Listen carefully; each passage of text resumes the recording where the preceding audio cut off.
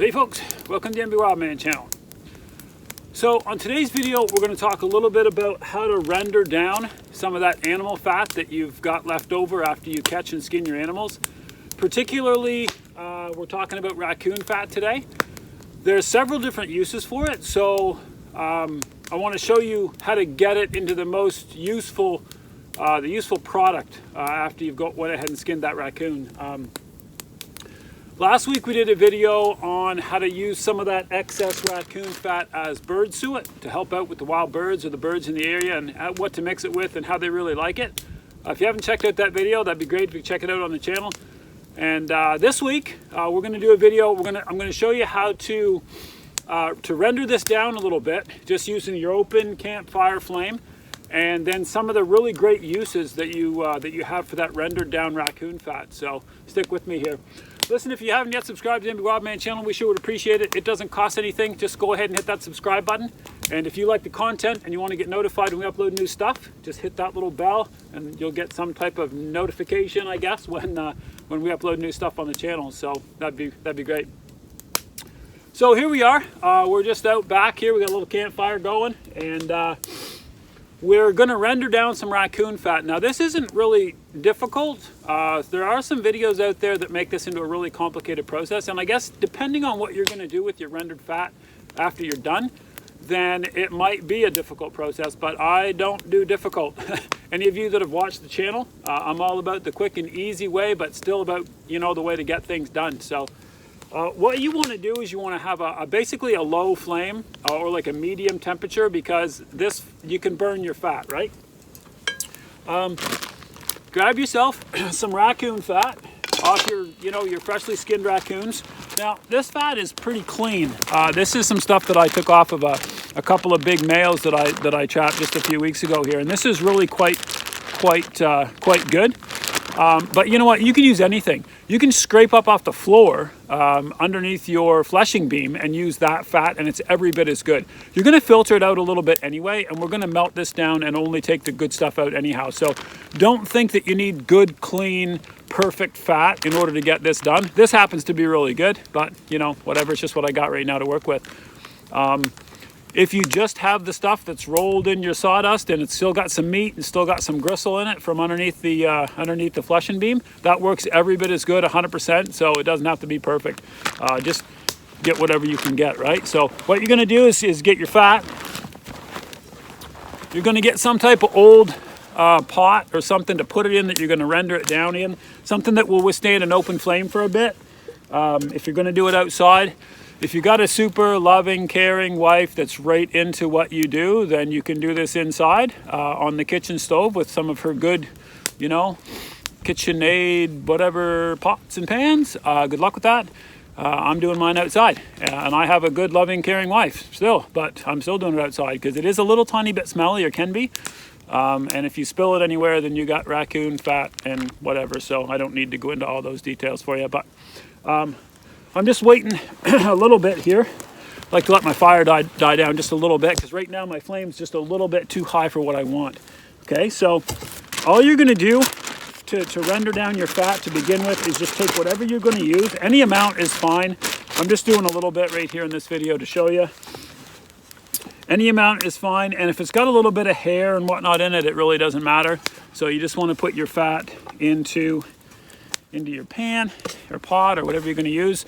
If you've got one of those outdoor cast iron like cookers that hang over top of the flame, those are really great with a lid on them if you want. It doesn't have to have a lid, it's just up to whatever you want to do. So anyway, you just need something to put over the fire to heat your fat up in.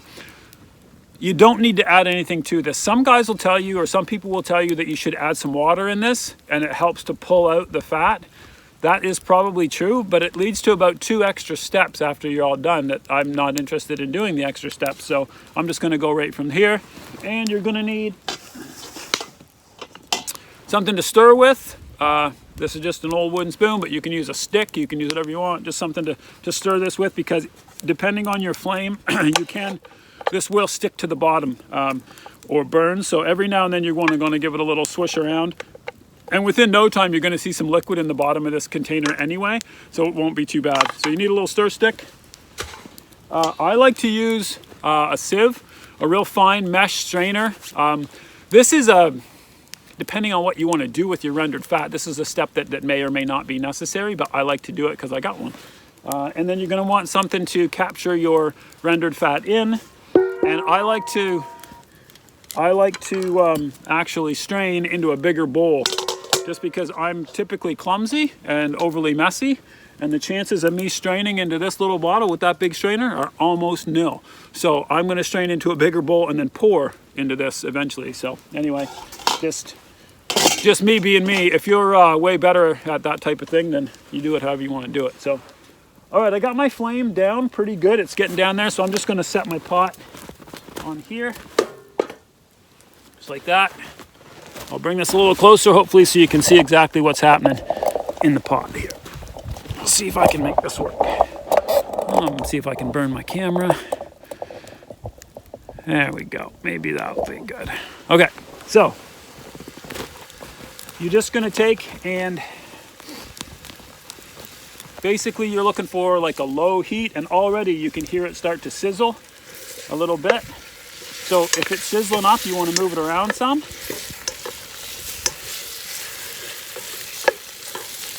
Now you see this flame that's licking up over the top here? You want to make sure that that's actually a little bit too high. Okay, so I'm going to take that off for just a second and make sure that that flame gets knocked down.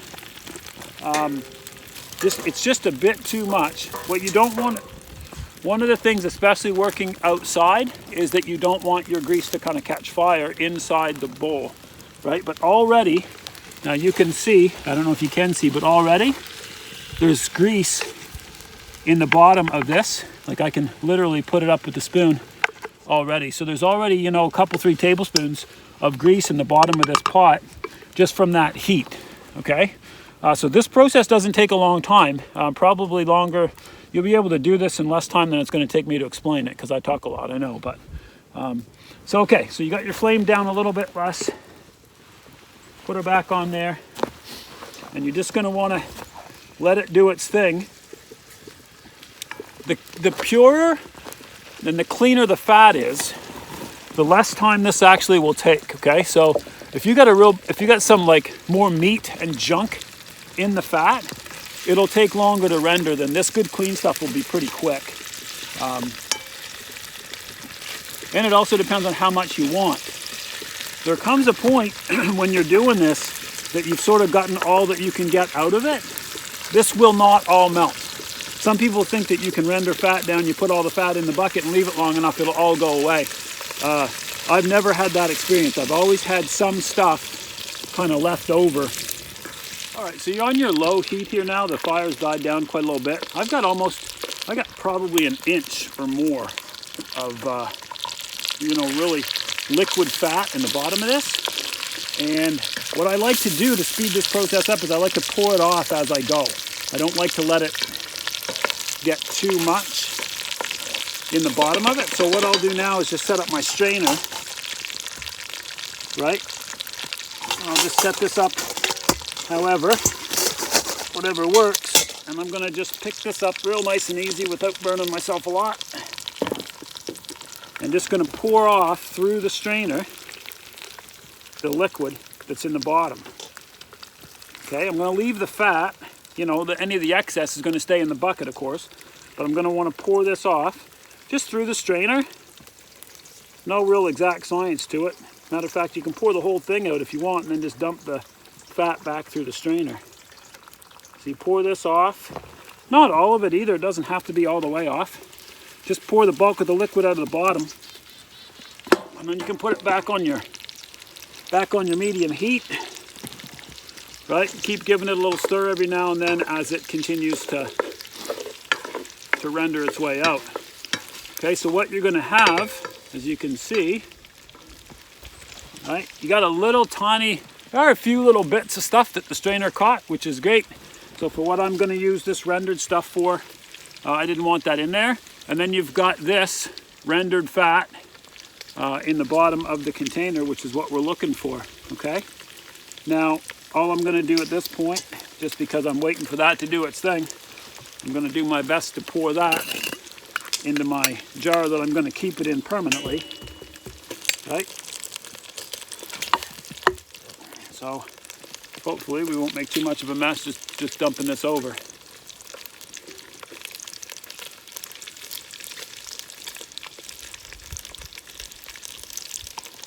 Beautiful. That wasn't actually too bad. Shocking. Okay.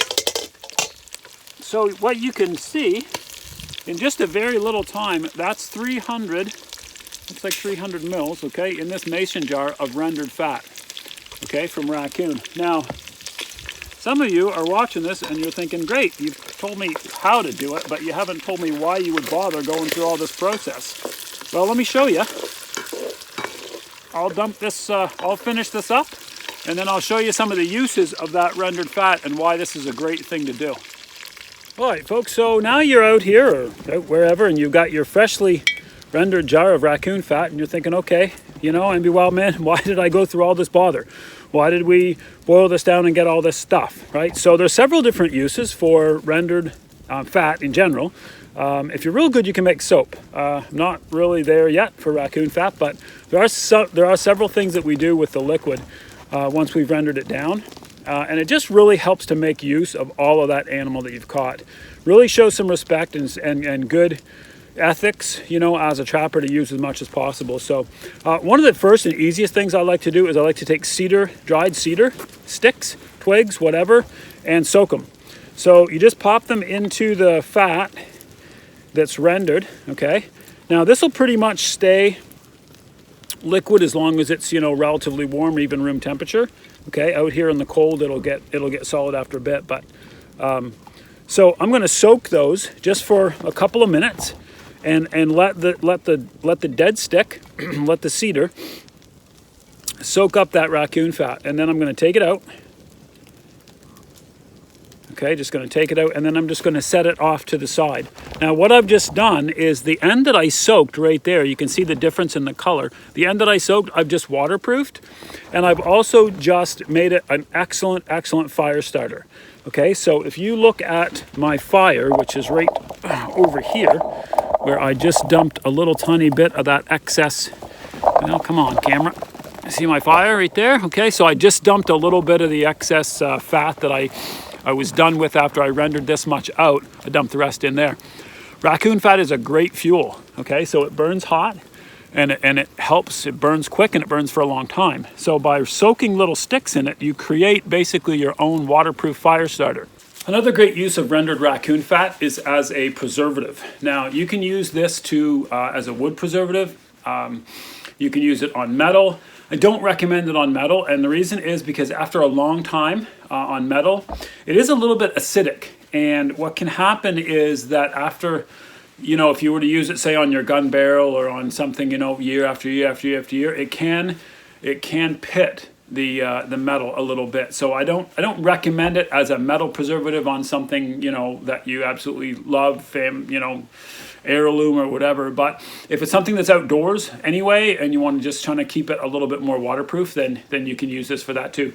It also works good on your car and truck tires, right? It's better than Armor All. If you're the type of person that Armor Alls your tires, and you know the rubber parts on the exterior of your car to protect against grime and salt and snow and all that stuff, this stuff works as good or better than the commercial stuff that you buy.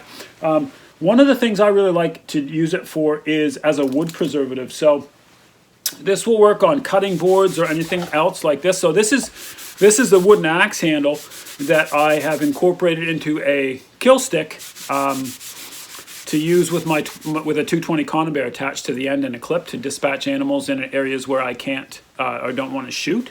Okay, so as a, you know, to keep it as good as I can, we use Raccoon fat and we just treat it. So this one hasn't been done yet. I just wanted to show you the difference, right? So if you haven't seen that video, by the way, but where I make this and show you how to use this, it's on the channel. You can just, I think it's, I don't even know what it's called. Just look back through the videos. Anyway, so here we go. We're going to just, all you do is you rub this in, just like you would rub in a coat of wax or a coat of any type of, you know, shellac or varnish. And this will soak into the wood.